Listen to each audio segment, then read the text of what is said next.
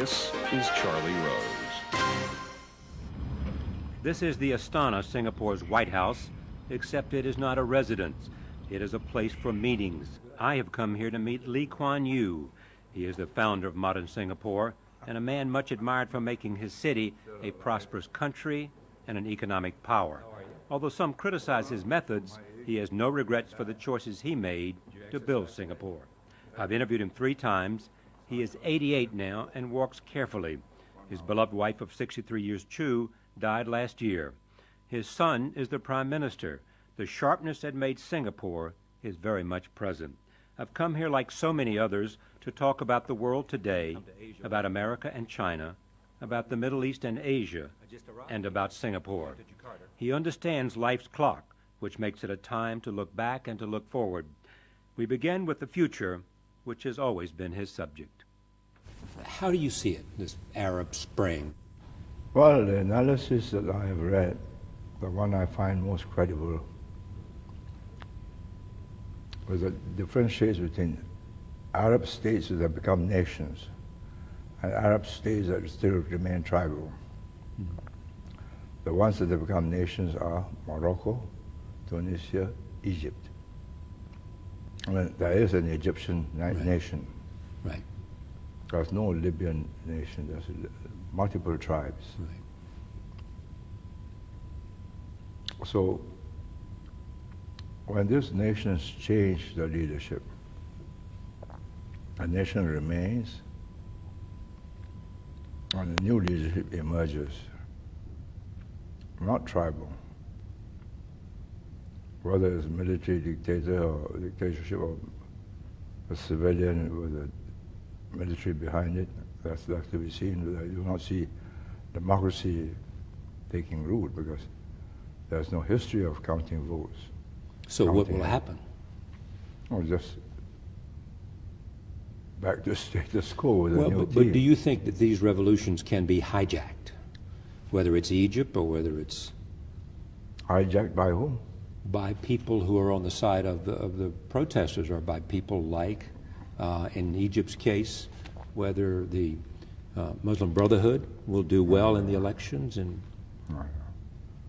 the Muslim Brotherhood is always a force underground. In a free election, if they were to participate, they have never proved that they can carry the majority. But some say they're better organized than anybody else. Yeah, that's all right. They still haven't got the majority. Because the Egyptian population as a whole does not want a severe Muslim state. What impact, if any, do you think this will have on the appeal of fundamental Islamic radicalism? It will encourage radicals in other Islamic states, but the people don't think that that's the solution to their problems. They don't think No. fundamentalist Islam is a solution to their problem. How can you solve it? You've got to face the problems of the modern world: growth, jobs, and an adjustment to different social values and cultures in a globalized village. Do you think the president has explained our interest, the United States' interest in this well? Well, the French have taken the lead.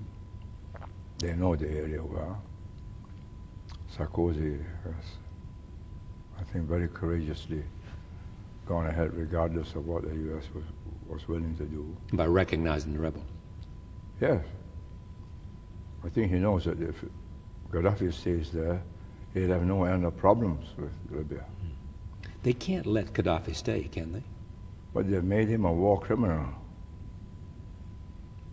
So how can he leave without ending up in The Hague? So somebody has got to see him and tweak that problem, finesse that problem. But they cannot let him stay. I agree with that completely. If they let him stay, it'll be a two-state Libya. He with his clan, and then the majority of tribes against him, and constant warring. Back to the American president. Is it a dilemma for us that we choose to do something where Libya is involved, but not where Bahrain is involved, or certainly not if Saudi Arabia has. No. Those are understandable and explainable. No. I know Bahrain, I know Saudi Arabia, I know Libya. There are two different categories. Libya is tribal with a dictator on top. Saudi Arabia is feudal with a king on top. With massive oil wealth which is used to keep his people happy. Bahrain is a Sunni minority ruling over a Shia majority.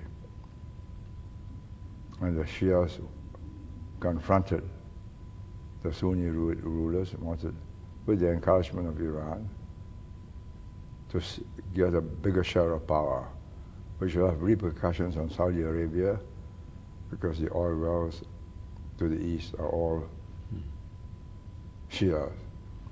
So Saudi Arabia intervened in a massive way and put it down. But there are two different types of problems. And I would go along with what has been done in Saudi Arabia and Bahrain and what is being done in Libya. In fact, I think in Libya more has to be done to resolve the problem with Gaddafi. Is there humanitarian reason to do this? The way he has killed his own people has made him a war criminal.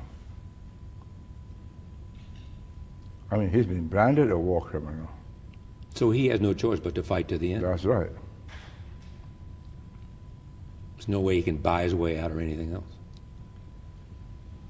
Well, you can't say. I mean, in the end, they may sort of do a pre-bargain. But who will take him? What does the world want from the United States in 2011? Still leadership. Leadership? Yes. Because you're the only mover and shaker with the wherewithal. You take China, she's second largest economy, but she hasn't got the false projections nor the interest to a worldwide interest. She only concentrates on those areas where she needs oil or other resources.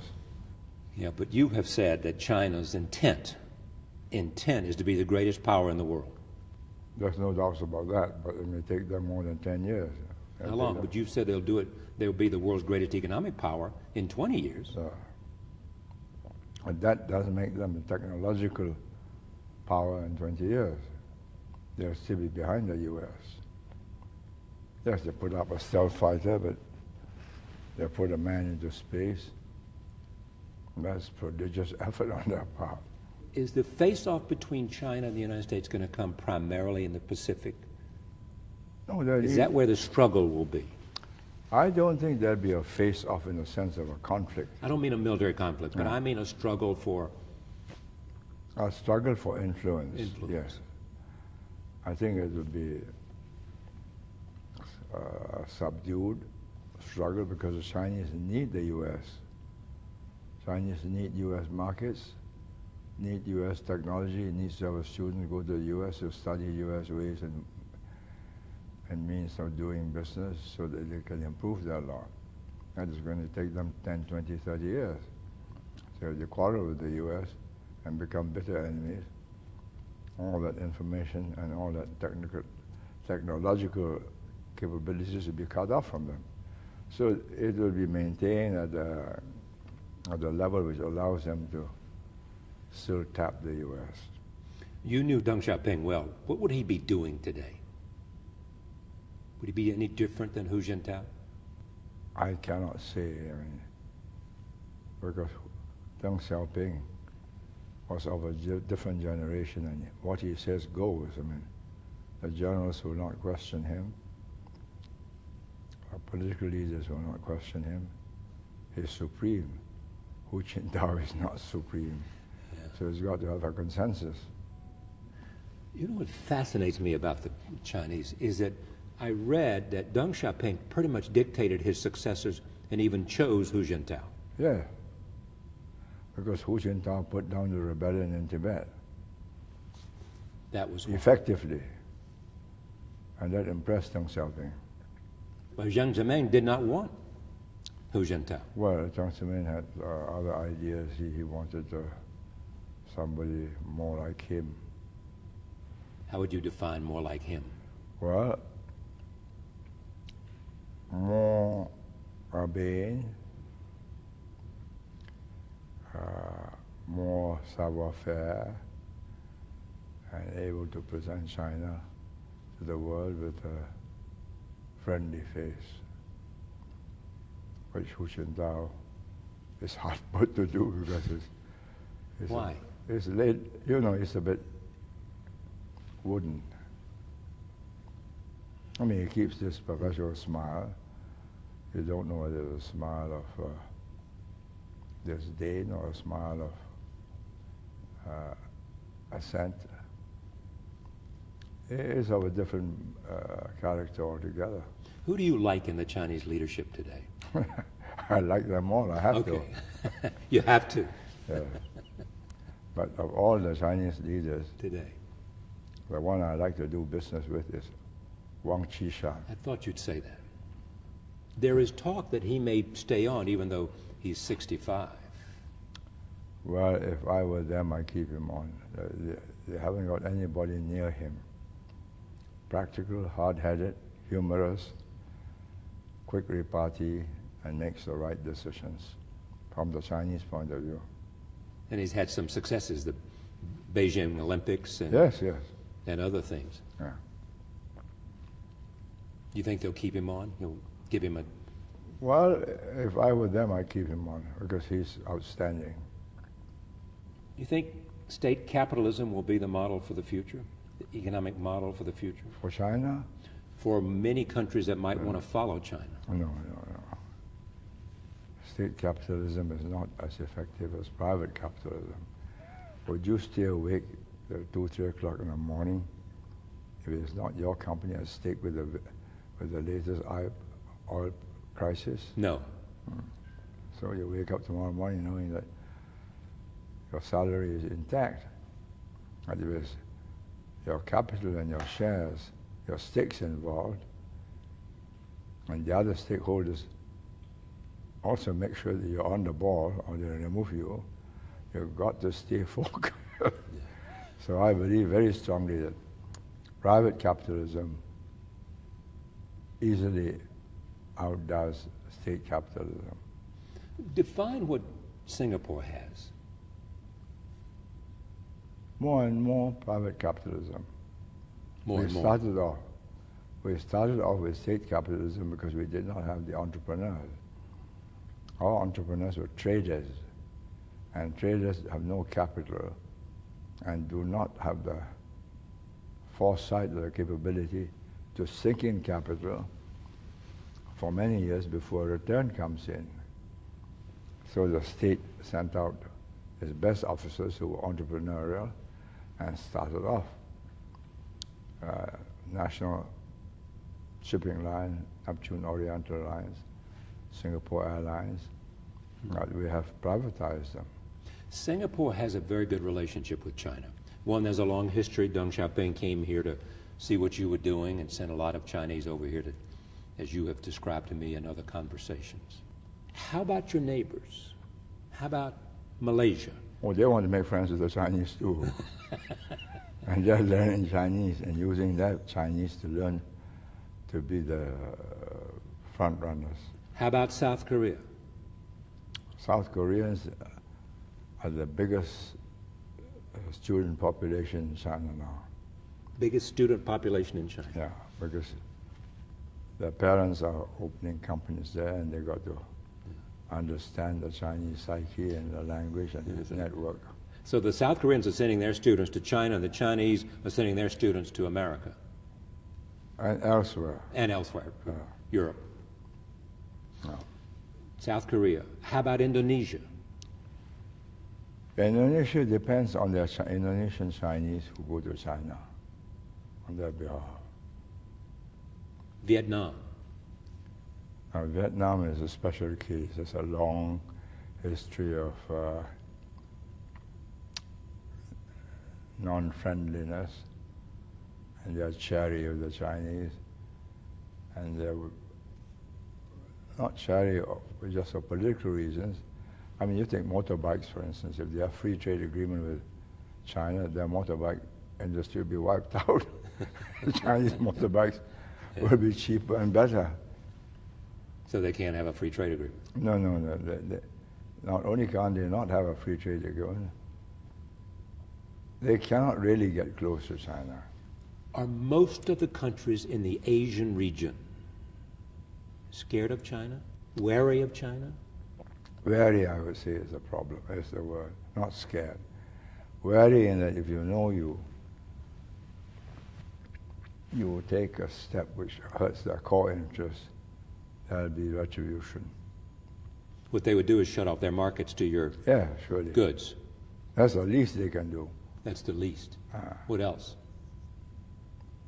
Cut off your businessmen. Cut off your businessmen? Doing business there. So that economic stick is always there. Absolutely. I mean, let's not pretend. There's 1.3 million customers with growing incomes, attractive. And do you want to miss the boat? And they're going to have a growing middle class. So, if you're out of it, you've lost something. The growing Chinese middle class is good for everybody, though. Oh, yes. It makes a consumer demand that everybody wants a piece of. Exactly. Including India. I'm not sure. You're not sure India does? Because they're scared of the competition. The Chinese have offered the Indians a free trade agreement. The Indians have not snapped at it. Because then Chinese goods will go into India and compete. And the Chinese car will knock out the Maruti. So what should the United States do? Should it be rushing into Asia saying, we want free trade agreements with everybody? We want to give you an economic opportunity with us? Yes, I would do that. That's a first step. Yeah, I would do that. What else? I would say make friends with all. Don't take sides. You gain nothing by taking sides. You can't change the dynamics. But naturally, you'll be wanting to help the weaker players. What did you think of Secretary Clinton's speech in Hanoi? Yeah. I thought it was good. She drew the red lines. That these claims over the islets must go in accordance with the law of the sea and not just by brute force. The Chinese had sort of said they're within. They produced an old map. An old map that said these are ours. Right. Navigational rights. And she came in and said, we go by the law of the sea, which means where is it nearest to? Yeah, exactly. But here's an interesting question. Some people looked at that and especially some Chinese, and said, by going to Hanoi and making that speech, it was an insult to us. No. What? I mean, he would rather not have that speech made at all. Yeah, of course. But it wasn't rubbing it into them. No, but I mean, supposing she made it in Beijing, would that have made it less of a disappointment? But was this also the United States saying to China, we're not going to cooperate with you at every turn? Was it a message to China? Well, yes, of course. It is. I think the Chinese are aware that it is in the interest of the United States in this contest for allegiance of the other countries in Asia to try and equal the balance by making sure that India and the other states do not become too dependent on China. And in the case of India, that she would be able to grow and build up a navy that will hold the Indian Ocean in place of the Chinese Navy. And the United States is adding to its submarine fleet. The United States has more of a military presence than it had. Yes, but is it going to be used? It's a what? It's a standoff. Supposing you have a fight with the Chinese over Taiwan and you win, is that the end of the problem? Never. There'll be a second round, there'll be a third round, there'll be a fourth round. Because they have abiding interests which you do not have because of geography and demography and compelling interests. So I think it's really to trim the sharp edges of the Chinese, keep them relatively less aggressive. But a conflict will not help. China will be creating, a huge market because of the number of people who become middle class. Yeah. 1.3 billion growing. Are there risks for them? Well, they have enormous problems.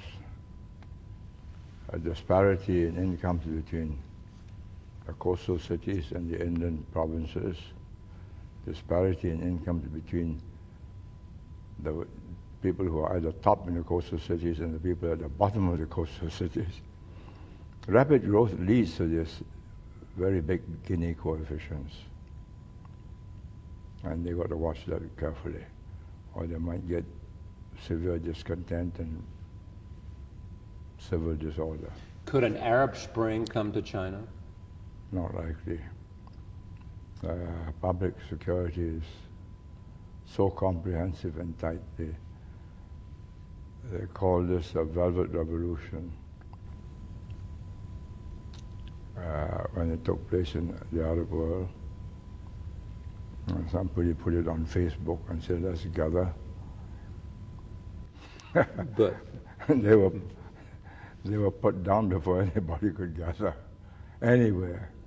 And they tightened up things, especially foreign journalists, after the events in Egypt. And I don't know about that, but I wouldn't be surprised. Reported. I wouldn't be surprised. No, they're not interested in what the world thinks of them. They're interested in their own internal stability and good order and success. Is there a different Chinese attitude about the future than the United States? They do not believe that what works for them can work for other people. If you want to try my system, go ahead. But I have special circumstances that allowed me to build up the system. I'm not interested in changing regimes. I'll deal with you as you are, whether you're a dictatorship, whether you're a tribal leader, whatever. And we maintain good relations. I need your oil, I need your resources. Let's do business. There's no evangelistic urge to change things. Is America, you think, a proselytizing country? They want to sell their values and they believe in their values and they want everybody to... It always has been and always will be. A kind of missionary zeal. Yeah. That the world can be made a bigger and a better place if everybody becomes like America, which I don't think it can be, but if you want to try, or go ahead. Some people look at China and they say, there's been no Google formed in China. There's been no Facebook developed in China. No Microsoft developed in China. And that says something about their educational system. Partly the educational system, but partly because there's very tight control at the top. They do not like the established order to be tinkered with. If it's working fine, leave it. And if anybody has something good, we'll borrow it and test it out. Why take the risk? Their attitude is, let's play it safe. If you let 1.3 billion smart guys experimenting, you'll have near chaos. And they're capable of thinking up new things. I'll give you an example. I go on the computer for translations now into Chinese and vice versa. Yes. And it's all done free. The Chinese have done it. It's called Yes. Ciku. In Siku. Ciku is a reservoir tsugu. And you can do wonders with it. And there are many such things. You can, anything you want to do on the internet, there's no need to go to Google. You can go to Baidu and Yeah, do Baidu is a Chinese search engine. Yeah, The large one, too. They own 60, 70% of the Chinese market. that's right. What did you think of what the Chinese did to Google? Well, they didn't want Google to become a vehicle for subversion, what they called subversion, the spreading of ideas inimical to the stability of the state. Do you think they're too paranoid? Chinese fear of any government is luan, which means chaos. Yes. It's a huge country, and you cannot control everything. You cannot micro-control it, so you just say, stop it. Let's talk about Singapore. Yes. So you agreed to sit down with 7 or 8 journalists from the Straits Times, a well-known newspaper here in Singapore, and said, I'll talk about anything. And then they published this book. Did you do that because you were worried that the young people did not understand Singapore, and you wanted to make sure you got to them? Yes, I think. I'm worried that they believe that we have arrived and we can go on autopilot. That we can go on autopilot. Yeah, it's not possible. So what are you worried about? The base is a very narrow one. It's 700 and something square kilometers. And we built this 100-story edifice. Yes. And you keep that base steady, you might be able to go up to 150. Right. But if you tinker around and believing that it's for forever, it might come crumbling down. So please remember, this base is narrow, and so margins of error are small. So make sure when you reach a decision, you've got a fallback. Some people say that Singapore has crystallized the question, what price for prosperity and security? Yes. That's the question that you have. We've had to tackle that question. And how have you done that? First, to make sure that there is no instability. We had the different races live together peacefully, different religions not clash, disparate income groups mingled in the same mix of states, so there's no ghettos. And we can go around Singapore, I challenge you to find a ghetto, because the rich and the poor, other than super rich who own private homes, they're all living in one milieu. Same shops, same playing fields, same schools. So it's a level playing field for everyone. The most important is schooling, health, housing. And that has been achieved, and that has to be maintained. But I've also had to put restrictions on the tendency for people of the same race to gather. You didn't want them living in ghettos. No, they gather together. Okay. So Malays would get together, Indians would get together, Chinese would get together in these tower blocks. Then you've got a problem. So every block you have a quota, and it reflects the percentage of the population of these various races. So you, willy-nilly, you have your neighbors who are Chinese, Indians, or Malays, and your children have got to know them, go up and down the same lifts, go to the same schools. So it's a structural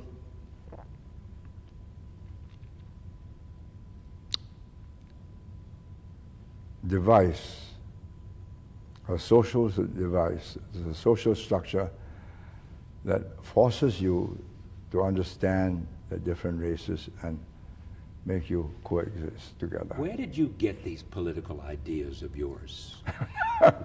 Well, I watched them after 2 riots, 3 riots. And After 2 or 3 riots? yeah, here. There were riots. There were, we had these Malay enclaves. And they were poor and dirty, no sanitation. This was before 65 or after 65? No, before 65. Before 65. 1950s. So you began to form the ideas that you thought you would like to see Singapore become before Malaysia in 1964. Oh, yes, indeed. And that we hope we could make Malaysia the same. Now, the Malays did not want that. They want a Malay society with the Malays dominant, so we got turfed out. Now they got a serious problem because the Chinese and the Indians are separate from them, go to separate schools. Chinese go and learn Chinese. Indians learn Malay. They live in different places. They got disparate communities. But we have one community.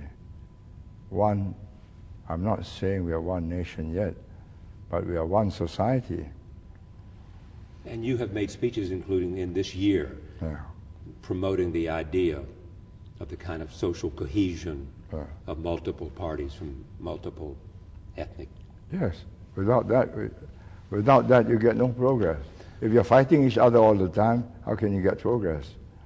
But do you worry that if, in fact, there is more political discourse among the young, that it will lead to racial politics? No. They can have all the discourse they like, but race, language, and religion, please tread carefully. How can you tread carefully?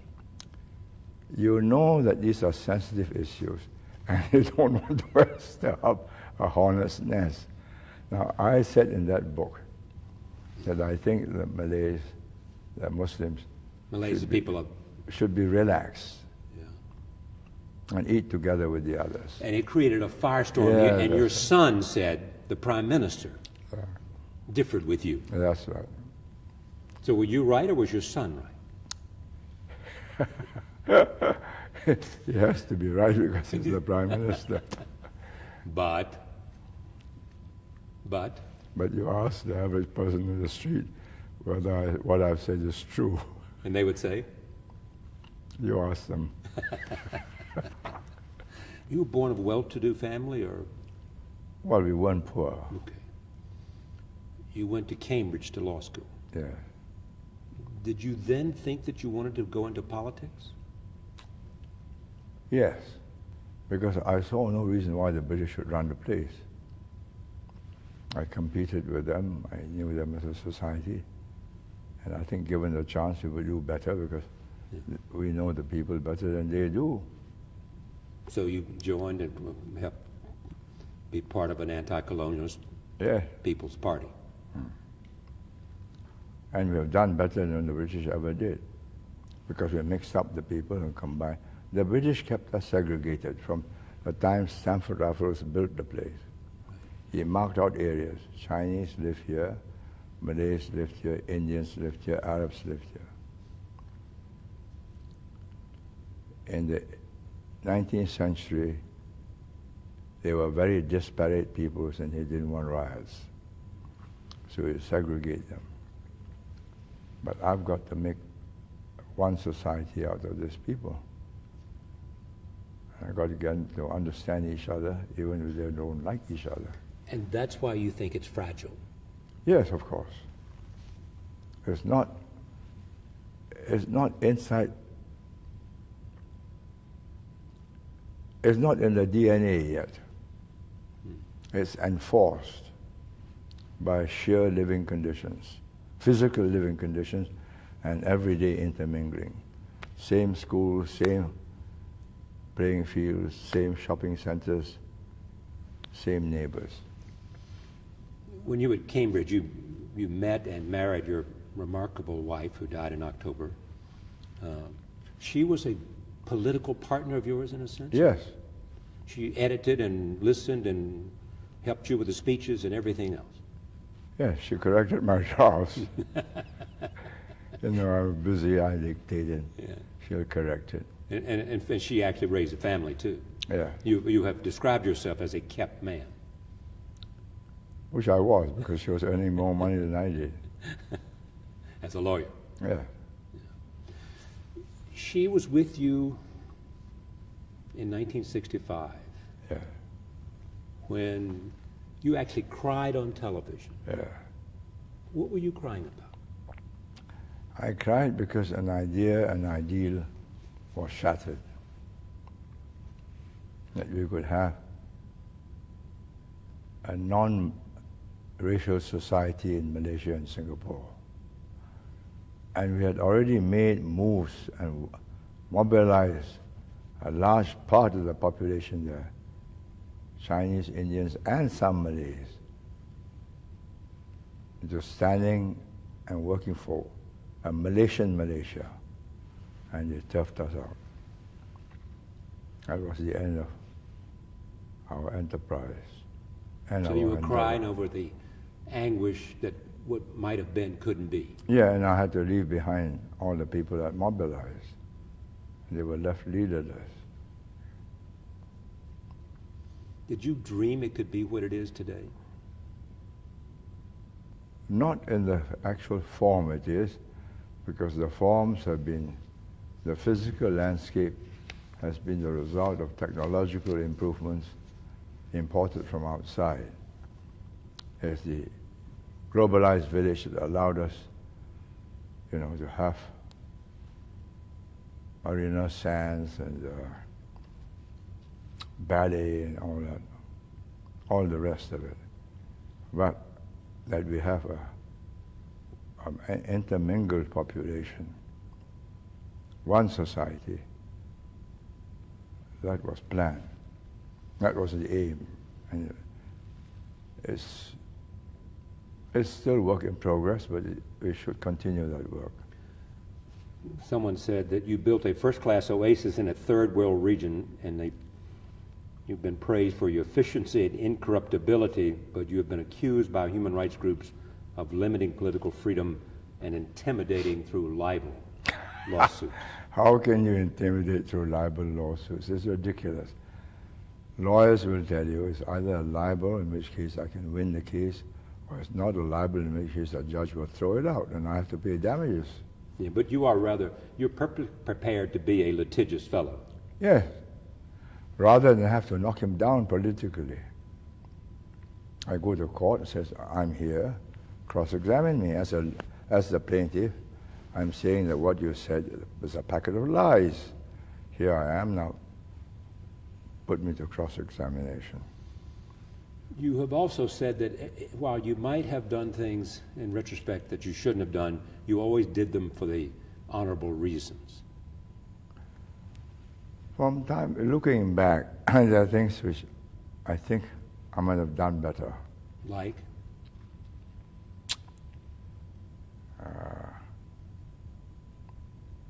Like not forcing the pace of getting people to change their languages. You made English the language. Yeah. We were speaking in multiple tongues, like the Tower of Babel. Yes. Chinese speaking 7, 8 dialects, Malay speaking 3, 4 Indonesian dialects, Tamils 4, 5, and English a smattering, a very bad form of English. This is why you were against what they call Singlish. Yes, I still am. You still are. Even though the youth sort of have their own language. No, it's, you want a language which you can communicate to with the world easily. And if you speak your own patois of English, you're disadvantaging yourself. I once went to Jamaica for a Commonwealth conference, and I'll never forget this. They took over an American holiday resort to house us. So all the cooks and so on were blacks, good cooks. But they spoke in a quaint accent. And so I went out to watch the fishermen bring the fish in. So I asked him, what kind of fish? He said, dam spreads. I said, what's that? Dam spreads. I figured out, oh, they are spreads. Okay. Well, that was the result of an amalgamation of many African dialects with the slave master's language. We inherited the English language from the British. We decided in this multiracial society to make it the working language, and Chinese, Malay, Indian, whatever, the second language. Are you worried today about the declining birth rate? Nothing can be done about it. Nothing. It's a lifestyle change. The women are educated. They're completely independent. They don't marry until they're in their mid-30s, as late childbearing. Here's my impression. Yeah. That you, because you have shown results, believe that the Prime Minister became, Senior Minister became Minister Mentor, knows best what's, and feels strongest about what's good for Singapore, and worries most about threats against it. Yeah. What is best that will see Singapore continue to thrive and to prosper. And if you don't reproduce yourself and you have migrants overwhelming the local population, we haven't got that yet. Today, the migrants are only 30%, and I think we should never allow them to become near 50%, then they will change us. We want them to become... So what would you do to make sure they don't become 50%? Just make sure the numbers are kept down. So how would you do that? Immigration restrictions? Yes. Is that what it's going to come to? Just take in the high-quality people, those with tertiary education. Do you worry a bit, though, that Singaporeans, because of all this prosperity, are becoming a bit soft? No, not soft. They're becoming self-centered. Or taking for granted what No, they're hardworking, hard-driving, enjoy life, travel, have a good time. They work hard and they play hard. They're not going soft. You have said, with respect, that they don't feel the spur in their hide. That's because they don't think it's necessary to strive anymore. We're already here, we have arrived. Our standard of living won't go down, just leave it. And so what's your message to them when they say that? This needs more than an autopilot. Yeah. You run into storms, you run into air pockets, and the pilot and his co-pilot and the spare pilots must be on board, and passengers must be alive and awake and alert. I sense you're worried. I'm worried because if they, rather, the new leaders and the population as a whole, do not realize the small base on which this is built, and they take liberties with it, we could go down quickly. Spiral down, a vicious circle down. Quickly? Yes. Standards of living will go up, confidence will disappear, investments will disappear. So your legacy is that you have presided over, encouraged, led this prosperity. Your developing legacy is you want to make sure that it is sustainable. I want to make sure that this place always commands confidence. Confidence brings in investments and brings in talent. With investments and talents, we will prosper. And that confidence should never be jeopardized by riots, civil commotion, strife of any kind. Strife of any kind? Yeah. Not necessary.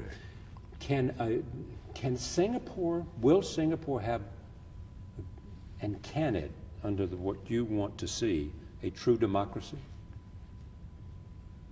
American style? Yes. No. What's an American-style democracy? Your First Amendment says you can say anything you like. Yes. You can't have that. You cannot say anything you like about religion, race, and culture. They are forbidden. They are sensitive. If you've got issues, you will cause a stir, and you're in big trouble.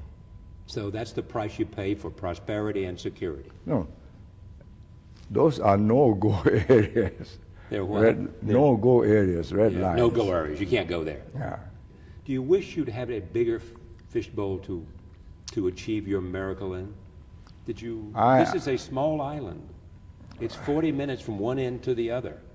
It's very difficult to have a little piece of jade and craft it beautifully. What is it that makes you this strategic thinker that people come to for advice? No, first, I do not believe people come to me to seek advice. They come to me to bounce ideas and just to test them out. But what is it you have? Experience. I'm 88. I've lived long, and I've not forgotten my mistakes. Well, you and I talked about America's deficit and debt problems, and its seeming political dysfunction to do anything about it. I still am. I still am worried. How do you see it? Somehow, the leaders think they can tweak the problem without pain. And they're afraid to tell the people, look, we've got to do this. We've got to make these cuts. And over the period of X number of years, 5, 6, 7, our deficits will go. That's the only way. Otherwise, it keeps on growing, and your interest rates burden will grow with it. And not dealing with the core problems of entitlements and social security and all that has got to be defense spending. I mean, the baby boomers will have to recognize that the world they expected is not the world they're living in. So they have to do what? They have to forego the kind of benefits. Stop the kind of benefits, as well as the rate of consumption. Yeah. Otherwise, you keep on going. You believe that if we do not do something about it, we become You become an indebted country. We're already an indebted country. Become more indebted, and eventually you have inflation. You are indebted in a different way from other countries. Other countries borrow US dollars or pounds or euro, and they got to pay back. You owe yourself US dollars. So you're under no pressure to pay back, but you're under pressure from such a huge amount of currency floating around that you get inflation. Well, the Chinese fear inflation too. Oh, but theirs is for a different reason. Theirs is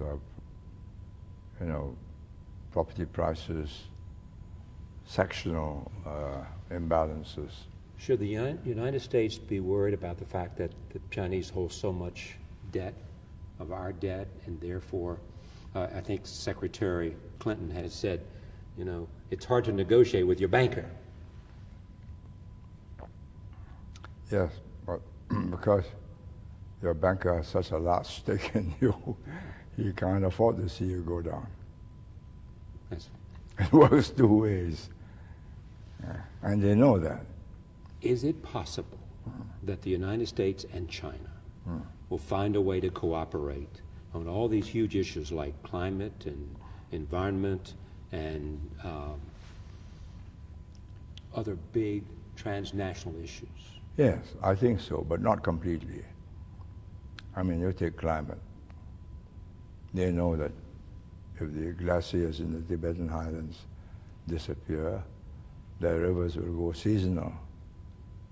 And that means in the non-rainy seasons, no crops.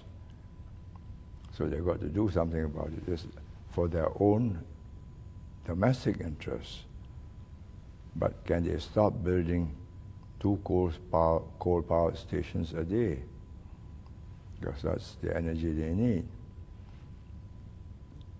No, they're faced with the dilemma. Yes, they're going in for wind, sun, turbine, sea power, but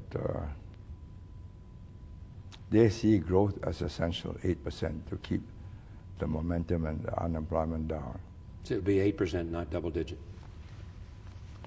Well, not double digit. Not 10 anymore. No. More like 7 or 8. No. It is said about you that you are increasingly aware of mortality. Oh, I've been so for some time. At 88, how long more have I got? But you're not a religious man. No, but that doesn't stop me from contemplating the ultimate.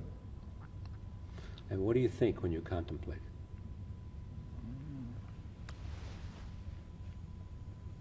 Has the life I lived been worthwhile? Have I made the world around me or those who depended on my decisions, given them a better life? Am I happy with my family? And I think on most of them, I give myself a B+. That's enough. You also said once that you do not judge a man until the coffin closes because he might do something foolish. That's right. So I got to be very careful.